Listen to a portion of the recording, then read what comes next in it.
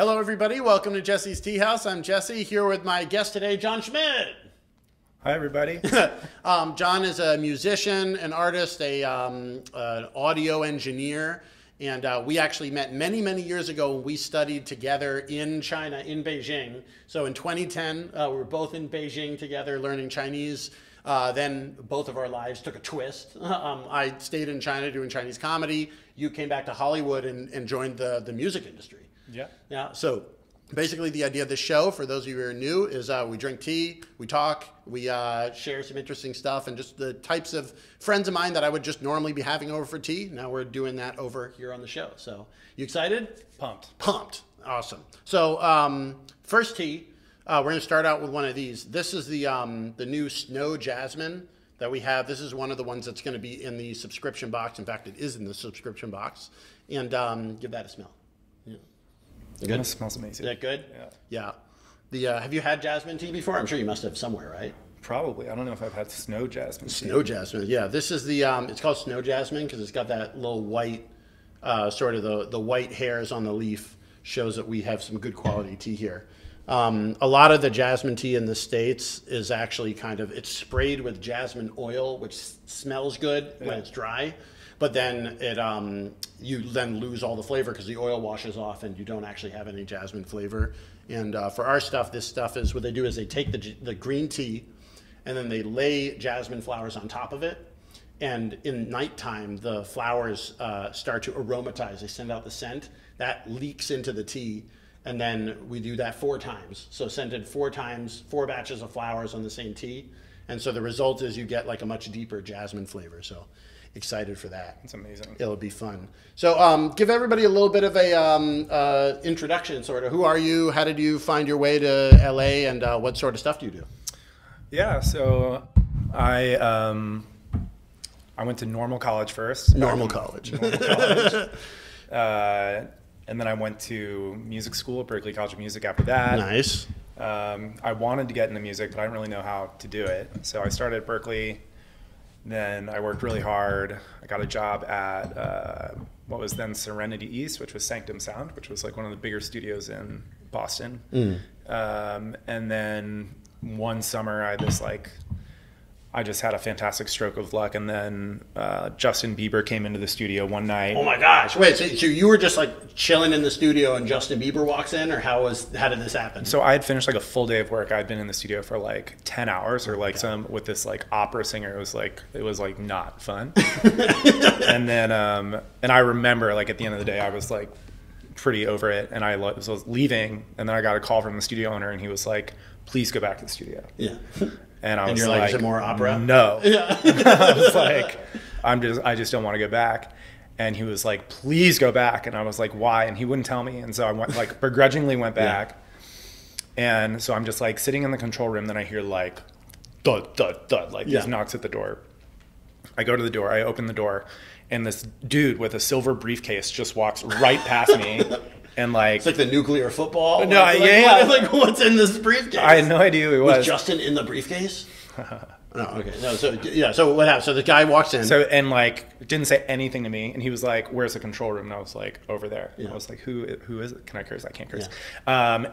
I was like, "I don't know who this was," and so whoever he was, he knew what he was doing. Yeah. And so he just goes, and he tells me to get this other box. He's like setting stuff up already. Yeah. And he just gives me the silver briefcase, and he's like, go set this up. And I was like, okay. Yeah. I didn't know what it was. So I went to the live room, I opened it, and it was this like wacky microphone. It had this like thing sticking out the side. And it was like, I'd set up like a good amount of microphones for it. I'd never seen anything like this before. Is this the Justin Bieber secret that makes him sound like that? Well, that microphone was just like above my pay grade at that point. It was like a Sony C800G. I think they cost like 17 grand or something. Ooh.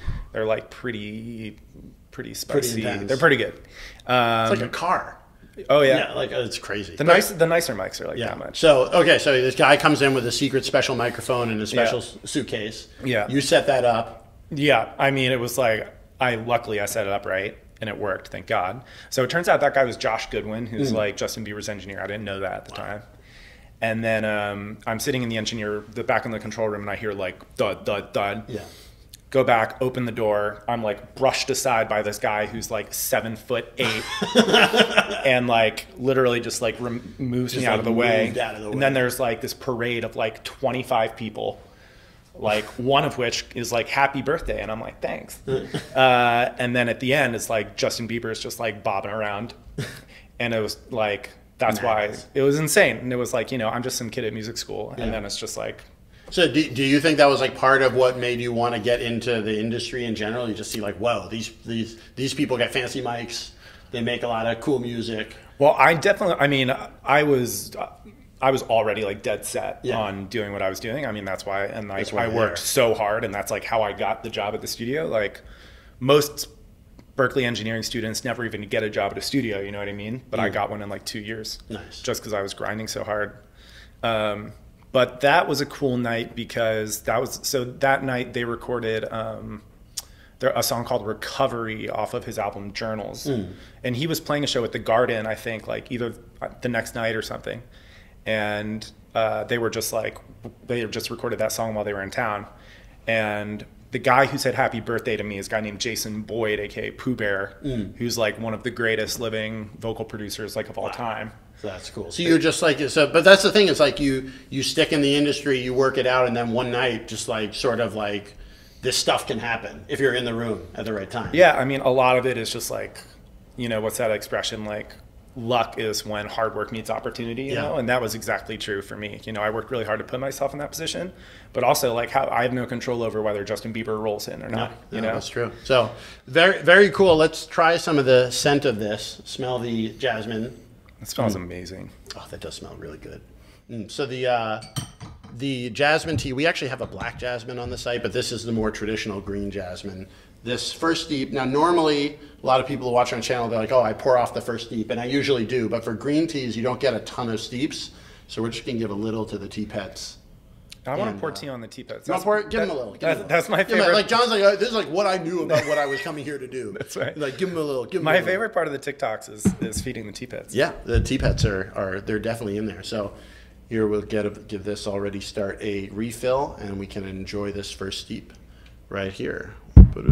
Cheers. Cheers. Thanks for coming over for tea, man. Oh, thanks so much. That's nice. It's very good. What do you think? I think I have to stop coming over because whenever I have tea here, I never want to have the tea. This is the problem of being a tea guy, is like I can't have tea anywhere else anymore. I just can't do it. I feel I don't want to be that guy, but like, you know, like literally there's over there behind the cameras in my living area, I have a suitcase I brought back from the Tea Mountains in June. And I'm like, you could go to the Four Seasons Hotel, you could go to the Ritz. I have better tea than anywhere in LA. And it's just like, for like way better. Because just the Americans, they don't think about tea when they do this stuff, or if they do, they have to effectively find somebody like me to find it for them. But I don't need to find someone like me. I am me. So I get to do all the great tea stuff. You're like the tea guy in your skit. I'm like the tea guy. The tea guy who like. Oh, like my dude. I have a shtick on this. We can cut to that maybe, but basically, like you got to know a guy. You want good tea, you got to know a guy. You can't just walk into a tea shop. You can't just walk into a tea shop. You got to ask what they got. And what we got is the snow jasmine. So very good tea for a good conversation. So. So the way I know this guy in music is that we studied abroad together, 2010 in Beijing, and at the time we were both studying Chinese. What made you like want to study Chinese and go to Beijing to study abroad? Why not? Why not? I like it. I like that answer. Yeah, I mean, I don't know. I think at the time I was like playing with the idea of going into the foreign service, and I think if I didn't go into music, I think that's probably what I would have ended up doing. But also, it's like I can just learn Chinese and go to China. Like, sounds awesome. Sounds fun. Like everyone else who went to school with me went to like, you know, Spain or the UK or something. And it's like, like study abroad in London. It's like, oh, they speak English. You know, nothing against London, but I think it was a different type of person that went to China. Like it was kind of like, who the hell knows what will happen? No, it's like the wild East. You know, It's like, why not? Yeah. And so when you were there studying Chinese, like what was it like doing that program? For those of you who don't know, we did these like intensive language programs. We had to study every day. We had like a bunch of characters we needed to learn. We were tested every day. It was like very intense language practice. Did you like that, or was it too much? No, I loved it. I mean, it was a very different study abroad experience than a lot of people I had known who were just like, they were basically just like drank and traveled Europe. Like that's what it meant for them. And like, we studied so hard. Yeah. You know? We studied a lot. But like when we were like speaking Chinese by the end of the program. I mean, you were already pretty good, but like it was I think harder in some ways for people like you that came in with less practice, but also I was almost jealous of people like you in that sense, because I had a lot of bad habits kind of like build up over studying in college. And then like I got to China and I was saying the word war wrong. Yeah. I was saying war. I had the like me, like I. It's like, and nobody had corrected me. Yeah. Like for years in college, I would just be like, war, and they're no, make war. No, not make war. I get that right. Do you feel like even now, like you don't use Chinese in your everyday life, but like what do you feel like studying in China and learning Chinese does for you kind of nowadays? I mean, it was so fun. And it gave me an appreciation. I mean, it's a beautiful language, you know? And it was, I mean, it's still fun to like speak the little bit that I can with Chinese people, you know? Yeah. And it's so ironic that a lot of Americans are like, oh, Chinese, you know, is so harsh sounding and whatever. Like, I'll never forget the first time that I arrived in an American airport after being in China for like 4 or 5 months. Yeah. And it's like, as soon as I heard people speaking English, it was like grating on my ears. Yeah, you get so used to listening to the language. Tonal, and like Chinese is beautiful. It's like very melodic. It's very tonal. I mean, in English, it just sounds like people like shouting at each other. It's funny. It's like one of these things that like a lot of times, like the knock on people go to China, like, oh, they're all so loud. But it's like, well, I think part of that is just your brain is not hearing it as language. Your brain is just hearing it as noise, you know? 100%. And so like once you do that, it's actually funny now because I speak Mandarin fluently. I hear Mandarin, it's just words. Yeah. But then somebody speaks in Cantonese, I'm like, what is that? I'm like, nothing against Cantonese. I'm not saying Cantonese is more beautiful, less beautiful, any sort of language. But it's like, I have that just like tectonic shift where I was like, oh, for most people, that's what Mandarin sounds like too. Right. Because they just haven't heard enough of it. And so like, it is a good point. It's like, it's almost like a brain chemistry thing. Like even your own native language can sound like that after enough time away. Oh, 100%. That's interesting. I never thought about that. So you did, you came back, you did music, you studied at Berklee. Or I'll put it this way, how connected is the world of like, learning about music in school versus doing music in the industry in real life? Are they completely different? Did you feel prepared from school? What was good? What was bad? It's an excellent question. I am a little bit skeptical of being prepared for like modern music. I think if you're going to a conservatory or something to become like a concert pianist at wherever, you know, that's probably very valuable. Or I think if you're like learning to become an excellent instrumentalist, I think that going to, you know, a school like Berklee or Curtis or Juilliard, whatever, makes a ton of sense. In terms of like wanting to be prepared for making modern music, I mean, things change so fast, you know, and it's like the music industry changes. Like, is it like one of those things? It's like if you wanted to like seriously study how to do social media, like, well, by the time you're done with your degree, right? It's moved on so much that, you know. 100%. And half the time at Berklee, no shade to Berklee. Berklee was great. The amazing thing about Berklee was that it brought together, you would never find that group of people in another place. Like it brought together hundreds, thousands of people that were just like obsessed with music, driven. It's almost like the value of the school is just attracting the people in the first place. And then that was one of the things I almost like. I never went to film school. Yeah. You know, we run all this stuff, and I meet a lot of people that go to film school, and part of it is I'm jealous, not so much that I like don't know angles they don't know, but I'm just like, what would it have been like to be with people that just like my idea of having fun is like, let's shoot some videos. What was it like if everybody was like that? Totally. You know, and so that's something I never had, and I can imagine music school would be the same thing. 100%. You know, and it's super fun, and it's like, for a lot of people, I think not just me, but like you're used to being the guy most obsessed with music in your environment. Yeah. And then to go to another place where there's other people as obsessed with music as you are is like that must be fun. A breath of fresh air. Was it intimidating? Like, you know, because a lot of people would be like, oh, well, I was the best wherever I was, and now like, ooh, this guy is on like, you know, late night or whatever. Yeah. I think if I were an instrumentalist, that would have been intimidating. And I was accepted as like a guitar player. It's like I'm like not good at guitar. And I remember there was this one lab that I took where it was like me and these 7 other guitarists. One of the guys is wearing like his like touring T-shirt, and the teacher was like making music theory jokes, and he was like, and then you add a flat 9 to a diminished 6, and like the entire class laughed, and I was just like, I have no idea. String go twang. Yeah. Like, you know, like yeah. String vibrate. Yeah. I know, like, you know, I'm like a blues guitarist who doesn't really know theory. I taught myself by ear, and like I can write songs, you know. But as like a songwriter, producer guy, like I think everyone was kind of learning at the same time. Like there were not that many people who were just like head and shoulders. But I mean, Charlie Puth was in my class, or like the class above me. He somehow got a head start. I don't know how he got a head start. I think he just started earlier than other people. So his productions always sounded pretty great.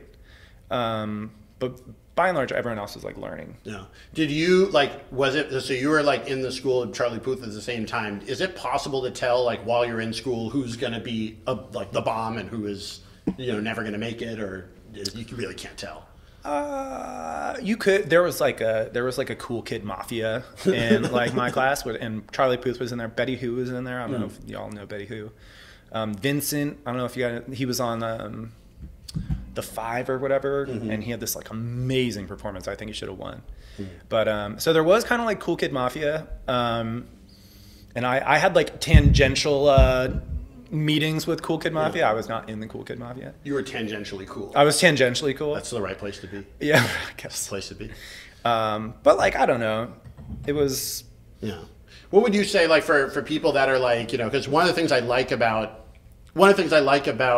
comedy is that there really is no like thing you need to know before you can start doing it. Like ultimately you need to go up on stage and try to make people laugh. Right. Even kind of like with tea, it's like ultimately you have to drink the tea. Like you kind of just do this thing. You don't need to go to a tea sommelier class in order to be a tea person. Right. I certainly didn't.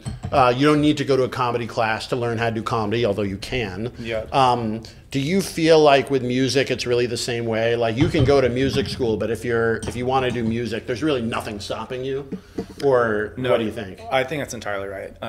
There was some interview I watched with Ed Sheeran recently where he was like, he was on a talk show and he was like, you know, I hear all these people saying that like ability is inherent, whatever. And he was like, listen to this like recording of a song I made like 10 years ago or whatever. And this was Ed Sheeran, like the greatest songwriter ever. And the song was terrible. Yeah. You know, this is like really bad.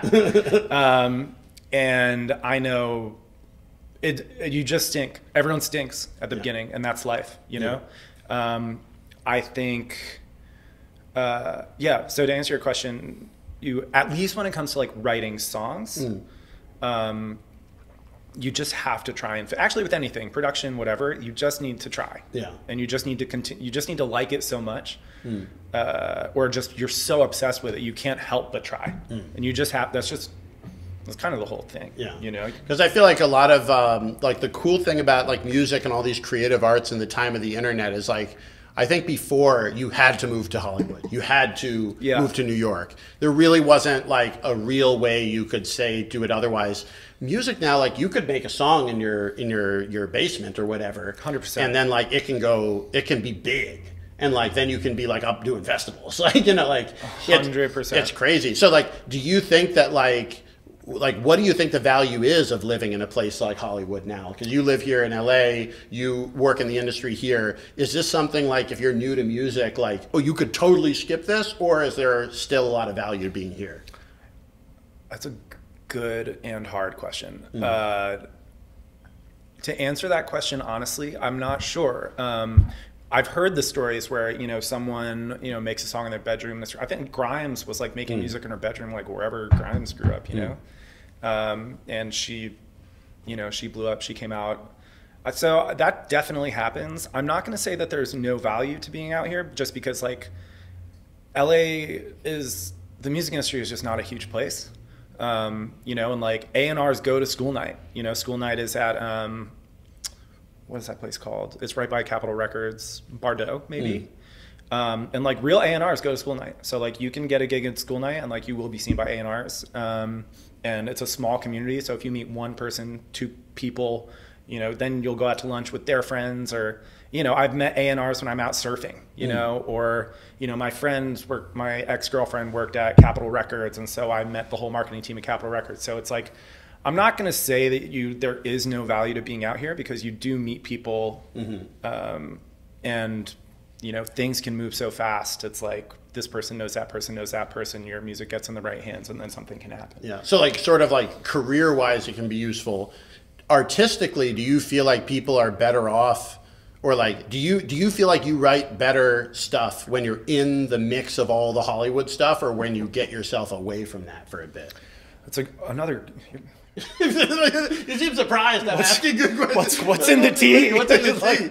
Tea brings out good conversation, man. Good question. I like your genuine surprise that I'm like, you know, like Justin's been doing a lot of like shows for a long time, but like I kind of expected this would be a fucking mess. But yeah, okay, yeah. So what do you think? Because like for comedy, I kind of don't have a choice. Comedy, you need to have the audience there. For comedy, like I can only write so much in my room, and even sharing stuff online, which can be fun, you really don't know until you get in a room with real people. So I can't go to a cabin in the woods and write a special. Like it just doesn't work. And the further you are from people, the less stuff you come up with. But like one thing that always made me, I don't know if it's my romantic vision of a music artist, but I like the idea that you could go to that cabin in the woods and get rid of society. Maybe that will make you better. Pack yourself around with people that inspire you, and then that's it. But I don't know if that's practically the way it actually works, or no.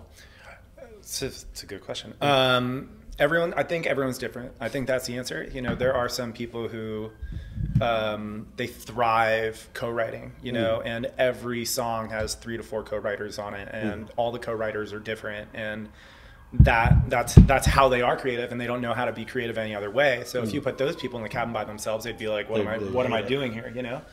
There are other people, and I'm certainly like this, where and this is kind of a Bon Iver thing. It's funny you say cabin in the woods, because this is kind of something he said. And he talked about writing music as kind of like a drilling, like an unearthing, you know, and it's like the more time he spends digging or like as he's trying to write a song, he's actually like learning more about himself. And, you know, once he gets to a certain limit, he's like, okay, this is a song. And I kind of operate the same way.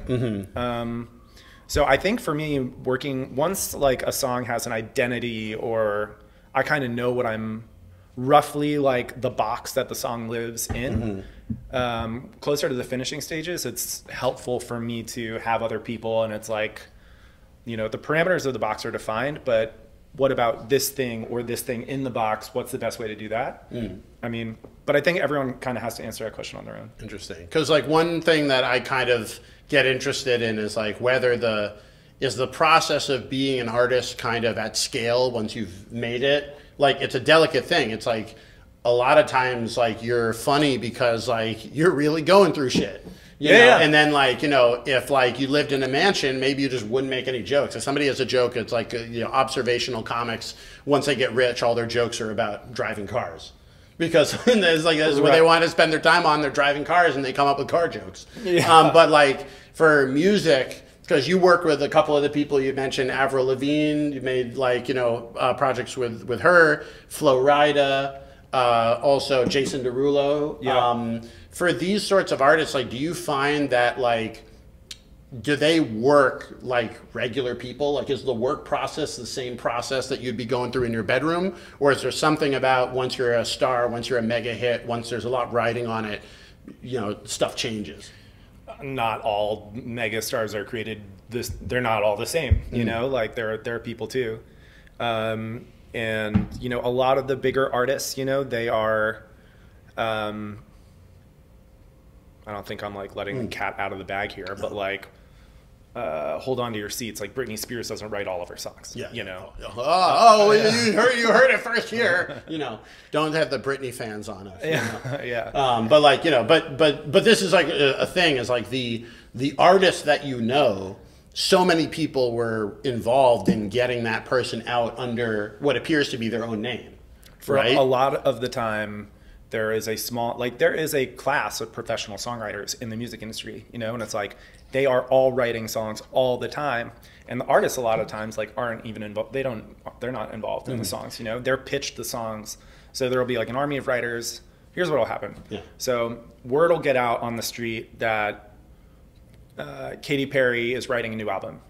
Then whoever contacts the songwriters, and then like a ton of songwriters will be writing songs competing for that album. So they'll be like, we get her sound. I've listened to a lot of Katy Perry. I think she would like this. And then pitch, you know, 1, 2, 3. How many songs would they be pitching?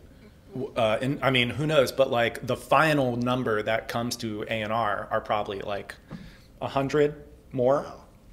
And then so they would record like a demo, like they would do their own demo, them singing themselves, and then you'd be like, imagine Katie singing this, it'd be even better. Yep. And so that's like, if you ever hear songwriters talking about getting cuts, like getting a cut means that your song was selected among the trillion to like be on the record. It's like, you know, on a vinyl, the way that vinyls used to be made is there's literally a needle cut into the wax. So that's why like getting a song on a record is called getting a cut. So like for a lot of big pop acts, that's kind of how it works. And like, the big pop singers will get a percentage of, you know, they'll be listed as a songwriter, but it's, and maybe they did. But yeah, but maybe they didn't. Maybe Probably they didn't. Does this like knowing how the pop industry works now, does this make you like enjoy working in this industry more, or does it make you enjoy working in the industry less? Now that you've kind of seen how the sausage gets made, kind of. I mean, it's kind of affected the way I'm approaching it. So I'm starting my own artist project. I'm releasing my first EP in like a couple months. Nice. And so I think you kind of have two choices as like a creative producer guy. You can kind of choose to be in the machine, or you can do your best to be out of the machine. If you're in the machine, then you're subject to kind of the process I just told you about. It's like you are assigned to a music publisher, and then you guys are, all songwriters are kind of competing to get like songs on like pop stars records and whatever. Like you don't really have that much creative control over whatever happens, you know. If it's like, I don't want to make a song that sounds like you're a piece of a bigger project. Yeah. Almost kind of like an actor, like, you know, the actor didn't write the script. Right. Like their point is to be an actor. But like in music as well, like if you're an artist in that industry, your job is to do a specific part of the work. Yeah. But not the whole thing. Right. And the artist would be the opposite of that. Well, yeah, I mean, you get to make your own sound, and you basically bet on yourself, and you say, I think the sound that I make is going to be different and interesting enough to like add, you know, like splash a dollop of color on like the canvas that is the music industry, you know, like, and like specifically electronic music is great at that. Like when, you know, Skrillex came out, or Zed came out, or whoever came out, or Fred again came out, it was like, they weren't in the machine, you know, like they thought, or there's that one guy, 2 foot, 2 inch, 2 something. 2 Chainz? No. I don't know. Okay, but he has a super unique sound, which is really cool. 2 feet, I think. 2 feet. And so like the gamble there is like my sound is unique enough to like just be entertaining, and then the relationship is between the artist and the fans, you know. And then if like labels or whoever want to, you know, play the vampire card and try and like leech off of your well, this is what I found is like whether the industry creates better artists, I'm not sure, but I notice the industry is definitely able to monetize the art better than people by themselves, usually. That being said, with the internet now, things are changing. Like people are getting creative about this. But I want to talk about your EP in the second part of the episode, so we'll get back to that. But coming now, the time that we have left here, you know, what made you really want to do pop music specifically? Because like sometimes, you know, there are people that like, I mean, tons of people love listening to pop music, obviously. But a lot of times as artists, it almost seems like people would be like, I don't want to do pop. I do anything else but pop. Right. But then, you know, clearly a lot of people are still doing pop. I mean, the reason everyone loves pop is because it's good. Yeah. And like, it's good from a craft perspective. Like the best pop writers, the best pop producers, they understand the craft of producing and songwriting better than pretty much anyone else. So when you say better, what are the things that you see as somebody in the music industry? You look at one song, you're like, that was well done. You look at another song, you're like, that was poorly done. Melody is probably the biggest and the first one. You can tell if attention was paid to a melody. You know, like if you hear the melody once or twice and it's just like you can sing it, you just sing it forever. You know, that doesn't happen by accident. It's impossible. Like and like try to do that yourself. It's impossible. It's so hard to just, and it seems easy, you know, and that's why everyone like hates on pop music. They're like, oh, it's so easy, whatever. But it's like, try it. It's not. And every element of a pop song, it's like the simplest things are always the most difficult. You know, if you try to do anything and make it simple, like and elegant, it's always the most challenging. Well, and that's the thing about comedy is like the difference between like a pro and somebody who like can pull off some jokes is like, can you take the same amount of funny and do it tighter? Like Mitch Hedberg. Yeah, that was all dense. Everything was just right there. Like one liner, 8 words, everyone's laughing. Yeah, exactly. And it seems easy because it's just 8 words, right? But like, but like, you know, if like, you know, it's hard to think of like, you know, rice is great when you're hungry and you want to eat 2,000. Not a single word wasted in that entire joke. It's one sentence. It makes you think. It's funny. It's also true. It's also like rice. Who's making rice jokes? Like, there's so much there. But as you're saying, like if it was that easy, everybody would be doing it. Yeah. So like economy in that sense, like nothing is wasted, I think is a huge part of it. Like here's a really good example of that. If you listen to the riff in the beginning of I think Teenage Dream by Katy Perry, it's like bam, bam, bam, bam, bam, bam, bam, bam, bam, bam, bam, bam, bam, bam, whatever, and it's just like going back and forth. It's like super easy to play, right? But if you pay really close attention to that, the chord doesn't change on the 1. The chord changes on like the 2 or something, and it changes on weird beats every time. So the chords are like, it couldn't be easier, and anyone can play it. But it does. But it changes in weird places. So that's tricky because it's like if it's going to be pop, it has to be like super easy to listen to. But at the same time, if you're literally just changing on one and you just do a regular chord progression, it sounds like every other thing everyone's always heard. It just has to be interesting. Like your ear, a big part of pop music. And if you watch any interviews like with producers, they'll probably say something like this. It's just like you get bored real quickly, and something needs to change to keep the song interesting pretty quickly. And there's like a real art to that. And like the easiest, silliest way to do it is just to add a new thing all the time, every 4 bars or whatever. But if you do that, then your song's a mess because it's like, because you added all these elements. It's like, you know, which elements make sense. It almost reminds me of an improv scene. In an improv scene, the first couple lines are really important because the beginning of the scene, everybody's like, hey, they picked this beginning to show us. It must be important. In reality, it's an improv scene. We didn't pick anything. But if you bring back stuff that if in the beginning of the scene, I walk in out of the rain, even though we're not in the rain now, if you reference the fact it's raining, people are like, whoa, this world is really impressive. It's really real. That's so much better than saying like, oh, I'm going to go in the sauna. The sauna is also new, but it like has nothing to do with the rest of the scene. You're just making shit up and you're piling it on, and then the whole thing collapses. As opposed to if it was raining outside, well, maybe you're in Noah's flood and you didn't know about it. But like that feels so much more interesting and real, just because you mentioned something before. And imagine it'd be similar, like if you play with a theme in the beginning and you bring it back later, that's just going to feel so much better. So yeah, that's perfectly put. So very cool. Awesome. Well, we're going to continue to talk about more interesting stuff with music, including how you got to LA, which I've been told there's a hell of a story. Well, before we go, one last word on the Jasmine. What do you think? It's fantastic. This is good stuff. All right. We'll be back in a moment. I'm Jesse. John. All right. We'll be right back with you. Hello, everybody. Welcome back to Jesse's Tea House. Jesse here with my friend John Schmidt.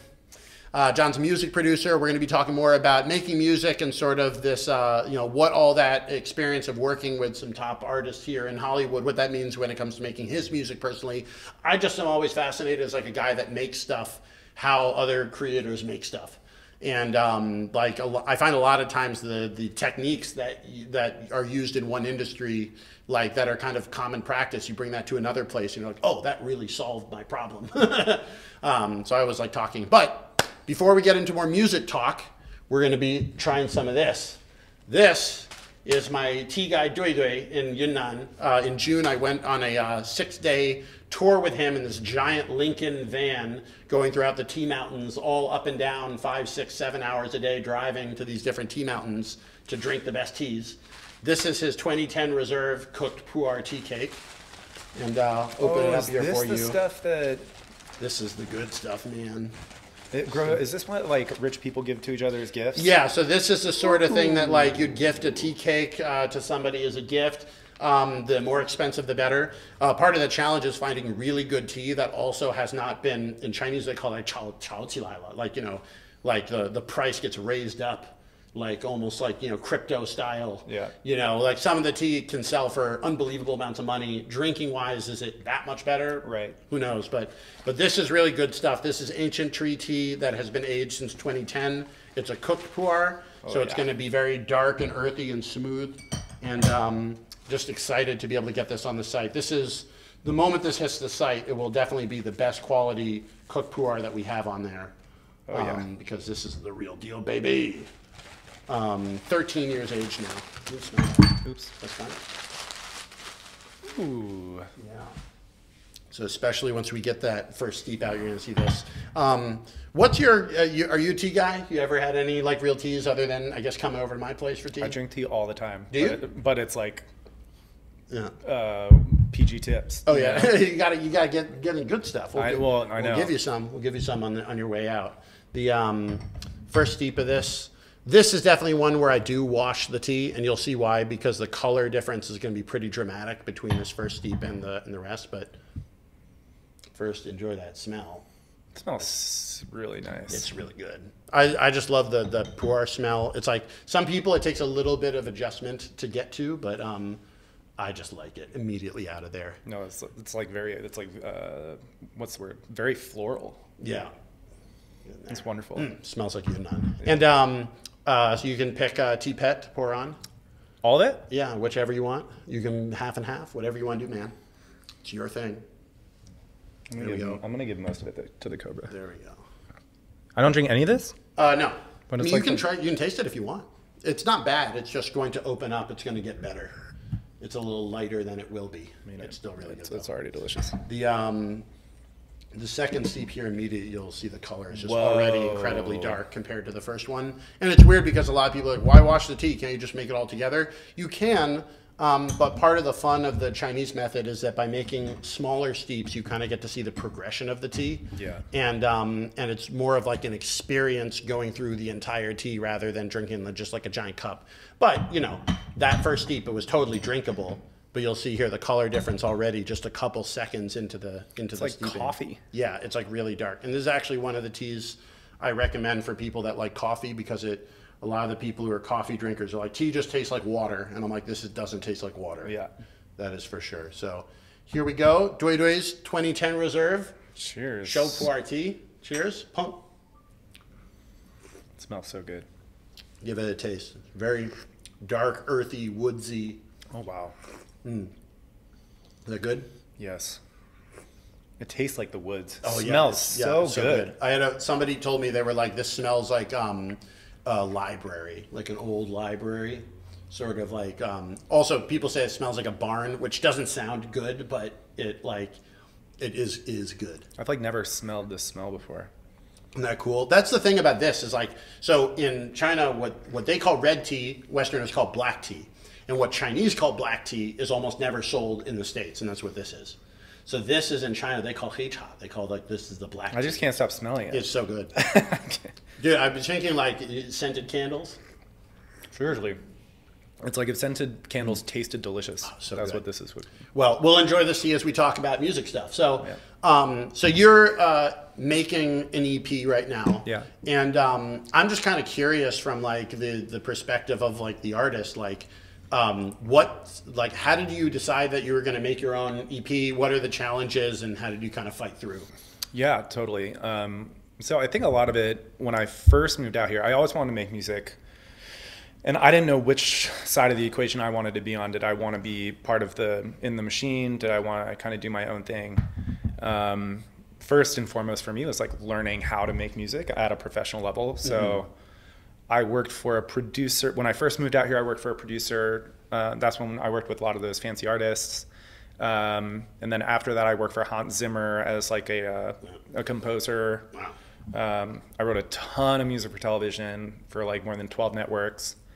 And that was kind of a trial by fire. It was like they could ask you to do any genre of music and it had to be really good and you had to make it in like a day or less. Wow. So they'll just be like, we want a tango song in the style of Frank Sinatra and, you know, make sure to throw some like Japanese stuff in there. 100%. and then you just have to come up with that. So yeah, Hans Zimmer's TV music company is called Bleeding Fingers, and I don't know how much your audience cares about this, but for like traditional television, like all the music you hear on TV, the way most of that is found is there's every TV show has a music supervisor who chooses the music for a show. And most of the time they just have to go through like thousands of songs on these random websites to like find appropriate stuff.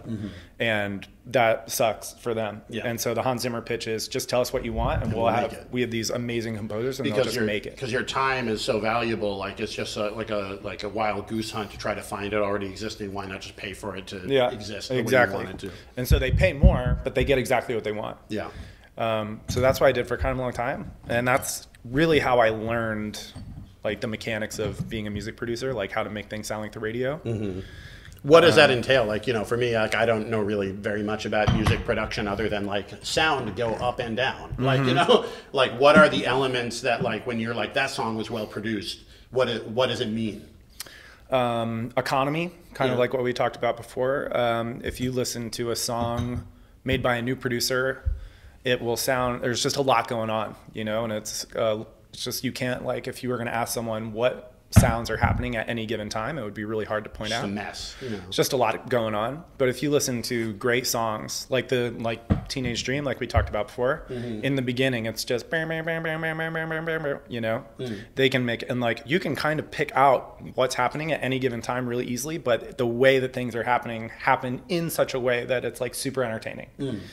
And like there's just a million little things. It's like, you know, how do I learn to be a great producer? And it's like, it's not like you need to learn these 3 things. It's like, you just keep making music forever. And it's like, you kind of learn like a few things every X period of time. And then like after Y much bigger period of time, you've just learned like hundreds of little things. It gets in your head. It's almost like if you're, like, I remember once I heard a thing to say, like, always keep reading books because everything that goes into your head, eventually it will be able to come back out. But if you never read it, you don't know it, and it can't be a part of coming out later. Yeah. So, like, in that sense, like, every song that you made kind of put, like, information into the bank. 100%. How did you deal with that as, like, you know, when you were younger, though, you moved to Hollywood, start doing the production, long hours, like, you know, I'm guessing you weren't making a ton of money from it. I was so poor. Yeah, so, like, how did you, like, did you have a moment where you're like, I don't want to do this, I'm going to give up, or, like, it really wasn't a thing you thought about? I had, like, hundreds of moments like that. But, like,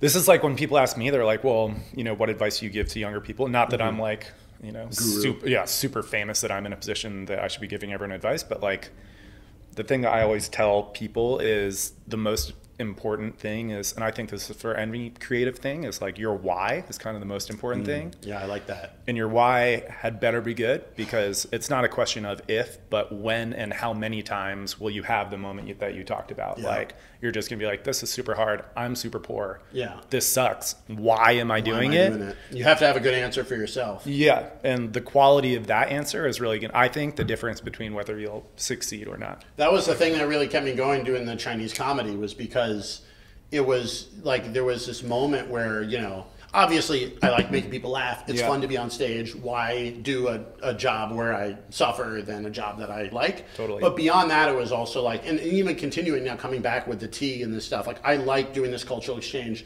I would hate to live in a world where like the world order shuts down and everybody's fighting and we don't cross borders and we don't learn languages because of stupid, preventable cultural misunderstandings that like evolved from the fact that we're all monkeys that are meant to be in a group of 100 people, and we are all dealing with global society with the wrong software inside the hardware. Yeah. And like the idea that like comedy, especially across the cultures, and to the same extent, is like you just don't see a lot crossing. Everybody does it their own way in their own language. And so the idea of going across that boundary, it felt like even on the days when the comedy wasn't working, the why was good. Like the why was valuable. And also like, especially you live in China, a lot of people do business or whatever, but for comedy or for culture, if you don't do it, then it may never happen. Because like, you know, if like somebody, if I was like a construction expert that built roads, if I don't build the roads, somebody else can build the roads. Totally. For culture, if you don't make it, it may never exist. Totally. And so that also was my why in sort of being able to push through this sort of stuff. If I don't make this joke, no one else can make it. If I don't share this tea, literally, if I don't share this tea, if you guys don't know Dway Dway, if you don't know what's going on, you never get to try the tea. And it feels like that why comes out. What was your why that kept you going?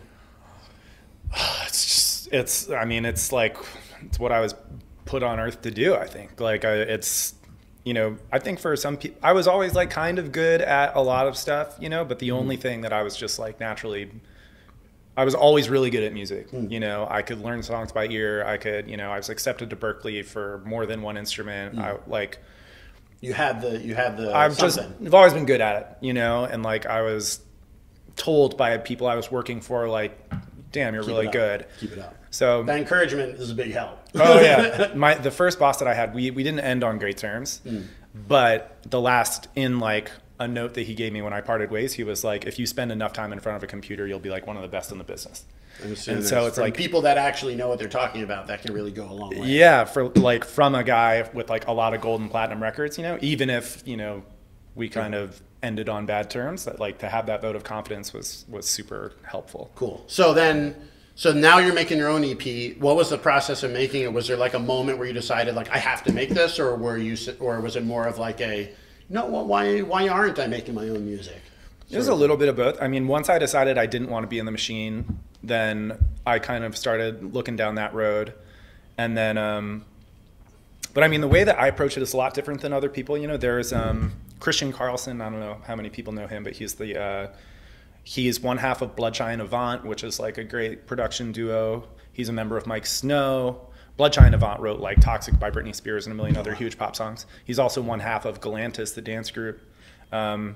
He's a writer I've always really admired. And there was like some interview with him. And this has come up in other interviews I've watched with other people, but they say, you know, just like, you gotta do your own thing. You know, that's like, you have to kind of do the Bon Iver thing and dig deep and like find your sound. Like what when you make a piece of music, like, and it really feels like you, you know? So that's what you should be looking for. That's what I did. You know, I think there are a lot of other people that don't, you know, they make, they're not as focused on sounding different. You know, or, you know, it seems to me you would have to sound different though, just like practically, like you can't do what everybody else is doing. Like it just won't work for you. You know, like it's like I love Seinfeld. Yeah. I would love to be able to make like a new version, like an intercultural or a Chinese version of Seinfeld or something like that. Yeah. But Seinfeld already made Seinfeld. Right. I would have to make my own version of something. Because there's no point at which you just get so good at making Seinfeld that you just make Seinfeld again because it was a product of a certain time, a certain group of people. Yeah. You kind of have to make your own, even if you're trying to copy someone, you know? Yeah, you know? For sure. I mean, for me, it was really important. You know, there are a lot of people that, you know, they put out something, they don't think too much about it. They iterate. I didn't do that. For me, it was, it took me a really long time to kind of like find my sound, you know, and like when I made music, what felt good to me and what was natural, you know, like because I knew how to make a million genres of music after working for the Hans Zimmer people, you know, but it was like almost like it was almost a handicap because it was like I can make kind of a ton of stuff, but like you can make too much. I can make a lot of stuff, but like what is the thing what do I want to make? Because I feel like for me, I'm almost starting to get in my career, I kind of feel like in the first time where I really know this is true and not just feel it's true, but I really feel and know it's true. It's like comedy isn't expensive. Yeah. Tea is not expensive. I could really make any sort of comedy or tea or talk or whatever program that I want to within some sort of reasonable reason. Yeah. And like, it's almost more pressure to say, you should watch this because I like it. As opposed to you should watch this because it sounds like other stuff that I know that you like to watch. You know what I mean? Kind of. It's like, it feels like if I have the freedom to make those decisions and were to fail, right, then it would really suck. Yeah. Whereas if I was trying to do like the popular thing and it fails, then you can always be like, well, it's not really my style anyway. You can kind of like hide behind the ego. Whereas if you make your own stuff, you have to expose that ego. You know what I mean? Oh no, 100%. And that's another thing that's really scary about making your own music. Like there's one song on the EP that I went through this like apocalyptic breakup, and we were together for 6 years, ended on bad terms, whatever. And I wrote this song about it, and it was like, it kind of just like tumbled out, and it was like not.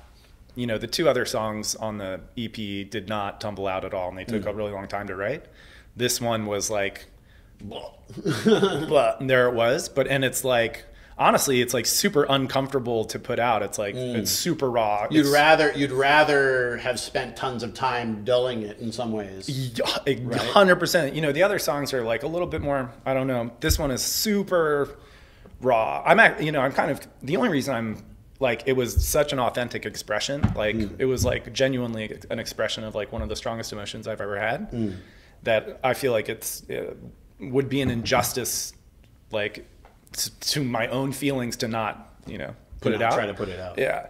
I have no idea, like what, I'm actually really curious to see, like, will people respond to it? Will everyone just be like, this is like super uncomfortable, or? Well, maybe, I don't know. Maybe this is a good chance to cut to some of that music. Yeah. If we choose to cut, we'll cut here. If not, we won't.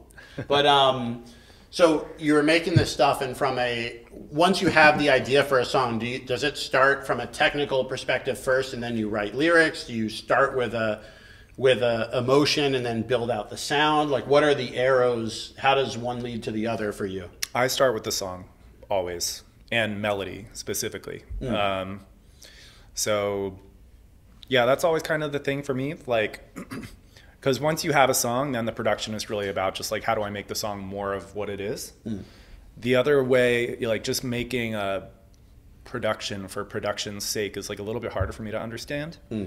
And it's always happened. I've tried that before, and that works, I guess, if you like keep slamming it against the wall. But for me, it's like the best music, the best songs are songs, like, that sounds stupid, but like. It does. I'm just yeah. But like, what do you mean by that? The best songs are songs. So like when I was first getting into electronic music, I would listen to like okay, let's say Skrillex or something. Yeah.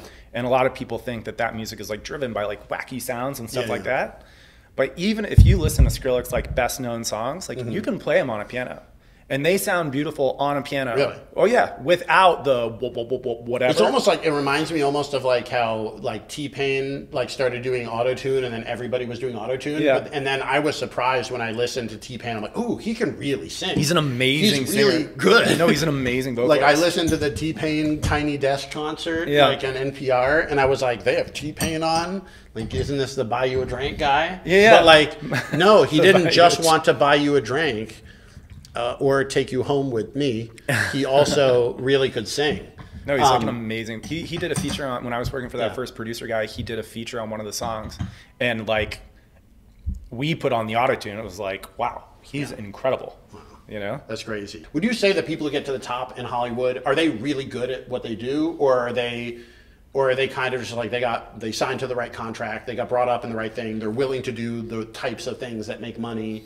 Or are they just like, nah, these people are like rocket ships and like they figure it out? All of the above. I think, everyone has their own path. There are people that are there on merit, Well, I think everyone has luck, I think there are people who are like some of the best in the world. No one ever has any idea who they are. Yeah. I think there are some people who have a lot of talent. They get a little bit of luck. They end up where they are. I think there are people with less talent, but like they know how to like schmooze a room, and they know how to network, whatever. I like to think, and I hope I'm not being naive in this, but I think it's not so much about how you get there, it's about staying there. I think anyone can get there however they get there, but I think the way that you stay there is by being really, really good at what you do, like not like backstabbing people and stuff. I think the people that stick around are really talented, pretty good people, you know, that aren't doing all these terrible things behind people's backs. Yeah, because that's true. Like it's weird. The skill you need to make it in the first place is very different from the skill you need to stay there. I think so. Right? Because like there's something like for comedy especially, it's like sometimes you can have these like, you know, a couple really good bits. Yeah. And the way comedy works, you might work for years and years and years to get 5 minutes on a late night show. Yeah. But then when you get it, you're hitting them with 10 years worth of your best stuff. 100%. And then one of the problems with the Chinese comedy scene is that people are getting their shot in front of the big audience after doing comedy for a year. And so they don't have anything else. Like, forget more material. They don't really even necessarily know how they made that first bit of material. Exactly the same with music. It's same with music. So like, so you see these people come up and they burn out, and like I kind of look at that. I'm like, whoa, pop, you're up, you're down. But like a lot of it could be, it's just like, no, like there's no rush. Do you feel like there's a rush to get there? Because like if you rush to get there, you may not be able to hold on to it. I mean, I've taken the polar opposite approach. I mean, I'm not, you know. Yeah. I'm not a spring chicken, let's say that. But like, I've never really felt that rush. I mean, for me, it was, I really wanted to know what I was doing, you know, like before I started making my own music, or it was really important to me that I felt like, you know, I could go into a room and go head to head with whomever, you know? So I mean, I took my time.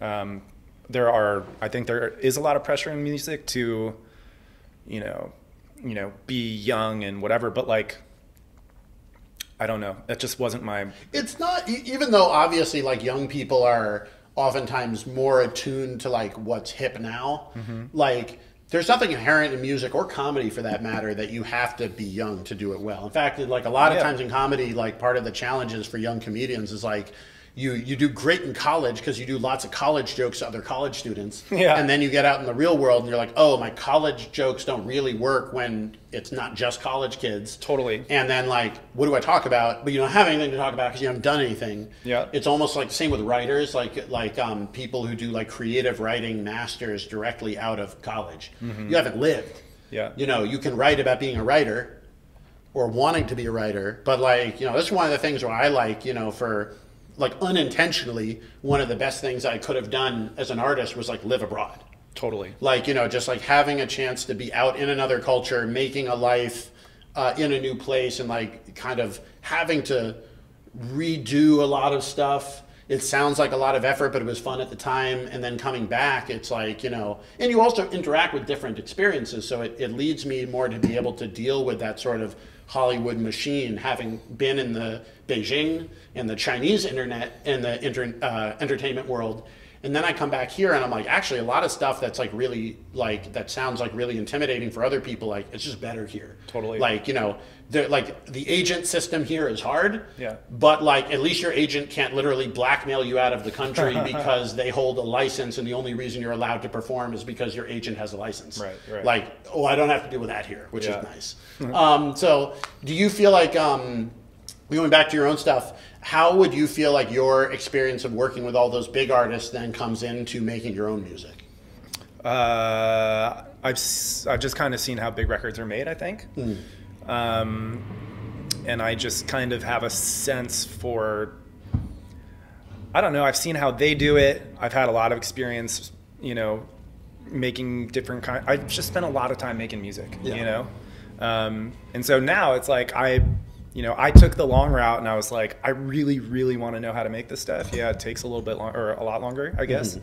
But now I feel like pretty good. It was also kind of always important for me to, when I put out music, I just want to feel really proud of it. And I never felt like I knew enough stuff that I would be proud of the music. But now I feel like I'm in a position where I can really make the music I want to make. That's good. From like a technical perspective, like the skill is there. And all of the above, you know, even the creative process. Like when I was first starting to make music, I wasn't focused on the melody. I was focused on fancy sound effects and stuff like that. And then I was like, this music sounds cool, but it's soulless and like it doesn't connect. So I had to make that mistake first. And then, you know, now it's like, okay, I understand that from a creative perspective, melody is like the most important thing to me. I understand, you know, I just kind of know my own values. Yeah. And yeah, because without knowing that, you'd be lost. You know, like you would go through that kind of thing you were talking about, where maybe you have something that comes out and has success, but then it's like, what do you do for your next album? Yeah, you don't know why. You don't understand who you are, and so it's like, what do I do next? So yeah, so then we're gonna be starting to wrap up, but we're gonna ask a couple lightning response things. Maybe I'll follow up on them, maybe not. But the idea is gonna be, I'll ask a question, try to give me a 1 or 2 sentence answer, and then maybe we'll go on about it, but maybe we won't. Cool. So the first question. What would you say is the single most important piece of software for making good music right now? Like if you could only have one piece of software for making music, what would you recommend people to download? Ableton, I guess, but it doesn't really matter. You just need to choose something and get really good at it. Okay, so that sounds good. What would you say, as a music producer, what's one thing that you hear it on the radio and you're like, I wish they would stop doing that? Like a song? Or just like a song, a trend, anything, like a sound. Oh, trap hats. Trap hats. Like in every hip hop song, it's like tick, tick, tick, tick, tick, tick, tick, tick, tick, like the. Yeah. I'm like, I get it. I'm over it. It's like I've been beaten over the head with it for like I don't know how many years at this point, but I'm so over it. So, what's a trend in pop music now that you're really into and you think is great? Oh, that's a great question. I feel like authenticity is having a moment right now. And I feel like that's not, I mean, people are just being super real and like raw with their emotions. That is, you know, compare that to like pop music of the 2010s, like the Katy Perrys or Britney Spears. That was not the case. And now you have like the Olivia Rodrigos of the world and whomever being like, just kind of saying it like it is and how they feel and they're hurting. And, I think that's like great and like mentally healthy for the world to hear. Very good. Question: if you could only listen to one song off your EP, which one would it be? Oh my Lord.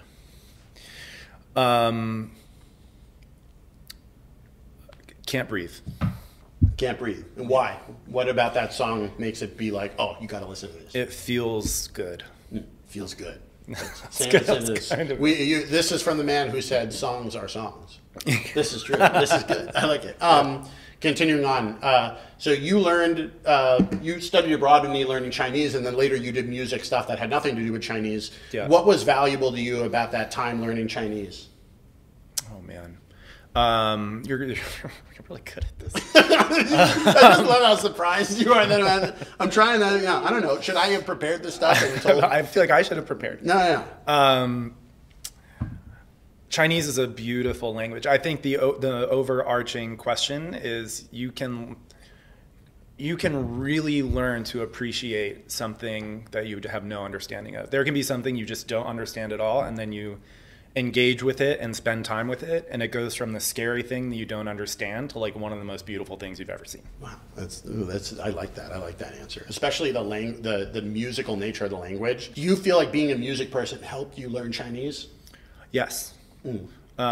Because I think a lot of people view tonality as a handicap, and that makes them more difficult. For me, I think it was it assisted me. Yeah, it was like easier to remember words, and like if sentences they could sound wrong, and that would kind of give me cues. You the cue that you said it wrong. That's the biggest problem. Is a lot of people, they study Chinese, they hit this point in the beginning, they know they're wrong, and then in the middle you hit this point where you're like, no, I think I said it right, but you didn't. And the teacher's like, no, you didn't. But like they're like, oh no, you guys suck, or like you're too picky, or no one actually hears the difference between those things. And that's like death to learning Chinese, because you are wrong. You are definitely wrong at that point in your stage, in your journey. And like, but a lot of people, their ear just hasn't caught up. So one of the things Master Ding told me was, especially for being a comedian in China, it's almost more important to have a good ear than a good mouth, which sounds crazy because, you know, you're speaking, it's comedy, right? But he was totally right. It's like, if you can't hear the subtle difference between this and this, you're screwed as a comedian. Even if you said it right once, you would never know how to replicate it. Right. And so, like, if you don't have the language at that level, you're not going to make it. I'm guessing same with music. If you can't tell the difference between the melody you're hearing that you like and the melody you're hearing that you don't, with only the small changes, you know, maybe it's hard to make it. I don't know if that's going too far. I mean, this is like the one thing I would say about, you know, I think a lot of music can be learned and improved upon. I do think there are some people that can hear melody, and there are some people that have a hard time hearing melody. And there are some people that know when a melody like just clicks and like just fits right in like this pocket. Like I can't describe it, but some people can hear that and some people can't. And not everyone needs to be a melody person, you know, but if you are a melody person, you better be able to identify when a melody is in that pocket. Yeah. As a music producer, when do you know the song is done? You know, everyone else likes to say they don't know, but I do. And it's just like when it's like not, I want to curse. It's not when it's not screwed up anymore, I guess. Like when you can listen front to back and you're just like, this isn't screwed up, you know? And then you can, I mean, usually for me, I'll take like a week or whatever. It's super important to get some distance, because especially when you're working on something for such a long time, it's like the microscope is all the way in. And, you know, there are just things that even if you take 2 weeks off, you won't notice it either, you know, but because you're so zoomed in. So then you can actually like start undoing some things that are like actually fine the way that they are. And so yeah, I'll get it to a place where I think it's pretty good, and then I'll take a long break, and then I'll listen to it again. And then if it's still good, then you're like, it's good. Yeah. That's good. Yeah. Another question. So what's something that you wish you knew about being a music producer before you started learning all this stuff? Technical skill and learning how to be a technically good producer and learning how to be creative are two entirely different things. So explain, why are they different? They just are. So I didn't know that. And so I spent so many years learning how to be technically good. And then I figured once I was technically good, I would immediately know how to be creatively good. It just wasn't at all true. You know, I had all these technical skills, and then I was trying to write my own music, and I just like didn't know what I was doing really. And it took like learning your own creative process is what I mean. That's its own beast. And like after I had a huge toolbox of like technical skills, I had to learn how I was creative. Like, you know, melody is really important to me. I want to start with the song first. Like, here are my values. Like that stuff you had to find out. It didn't just come up. It just didn't just happen. No, it's not like you like learn how to use a camera and then you're a great photographer. You know, and it seems obvious, you know, but I just like, I don't know. No one told me. Yeah, that's good to know. And then last couple other sort of lightning round questions. What was Justin Bieber like in the studio? Super nice. You know, pretty standoffish. I think he said like two words to me. He was like, "Can you bring the mic?" He was like, "Hey, bring the mic closer to the drum kit." That's way more than 2 words. Okay, sorry. Said a full sentence to me. Okay. But like, I mean, nice. Like, I mean, they were super focused, which was like really inspiring for me to see. You know, pretty nice fella. You know, he was cool. Focused, chill. That's cool. Yeah. Let's see if I have any other last questions. What advice would you give to somebody who's interested in starting a career in music or music production or pop? Ooh, have a good why. Just got to have that why. Got to have a why. Why? I mean, it's going to be really hard. I mean, maybe there are some people it's not difficult for, but I think for a lot of people it is. Yeah. And so I would be armed with an excellent why before you get started. That's a good one. Last question. What do you think of this tea? Is it good? That's the best tea I've ever had. Really? The best tea you've ever had? Cheers to that. I mean, that's a pretty low bar. No, but, but that's good. It's so good. This is the Doi Doi's 2010 Reserve Chaud Foire. It's definitely the best. It's like one of the best smells. It's so good. Ever. Like, I wish some of this to take I wish there was a candle. This stuff is really, really good. We have it in the full cakes as on display over here. And also we paid the team in China to break them up into 50-gram bags. You don't need to buy a full cake. You can get a small bag. 50 grams will do 7 to 10 sessions. And as you saw here, we're drinking 1 session of tea, 2 people, as much as we want. For those of you who are new to the show and don't know, all of the stuff that you see tea-wise on the show, from the tea tables to the tea pets and all of this sort of stuff, the teas, the kettle, this is all available on the site, jessechehouse.com. If you want to support the show and become more of a tea person, the way to do it is to get stuff from the site. We have a subscription box, which includes this 2010 aged pu'er. And all that stuff is just trying to make it really easy for people to get into tea, because it's one of the cultural stuff. You know, if you don't know what the table is and how to use all this stuff, a lot of people just never do it. And so making it easy, having stuff like 2-day shipping to be able to make it easy for people to do this so they don't have to wait for tea cakes to come from China. That's what we're about. How many tea pets do you have? Oh, God. I mean, you can see over there on the windowsill over there, we have a whole bunch over there. I don't know if we can get that or if it's blown out. There are some secret tea pets on there, secret tea pets that... there are secret tea pets on that windowsill that we can't show you yet. We should blur those out because they're coming soon. But yeah, I got a lot of tea pets. I more than I need, and I also have tea pets that lived in China with me and were in storage for years, and I just recently brought back. I'm really excited about the tea pets. It'll be good. And so that leads me to my last question, which is, if you had a little tiger, what would you name him? Oh gosh. I mean Tigger, but that's cheating. Tigger, whatever you want, man. There's no cheating. Tigger? I'd probably name him Tigger. So there you are. There's Tigger. You can keep him. Take him home. I'll give you some of this as well if you'd like to try some. And it's great to have John on the show. Again, thank you all for watching. Hope you had a good time. If you like the show, you have any questions, you want to hear more about John's music, where can they find it? It's coming out in like 4 months, 3 months. Jesse's going to teach me how to get good at TikTok in the next 3 months. So hopefully you see it on TikTok. It'll be on Spotify. You know, it'll be everywhere. Right. But hopefully you'll get like little snippets on TikTok. Nice, awesome. And then thank you again for coming, and for all of you guys. If you like the show, leave comments. Let us know what we can do better to make this even more fun. If you're watching on the video, we have the full version, full hour plus on the audio podcast. And if you're watching on the long media, on the longer edited version, we also have a shorts channel. So thank you again for coming. Have a good one. It's good to see you around. Enjoy your tea pet. 再见了. 再见. Bye-bye. Bye-bye. Bye.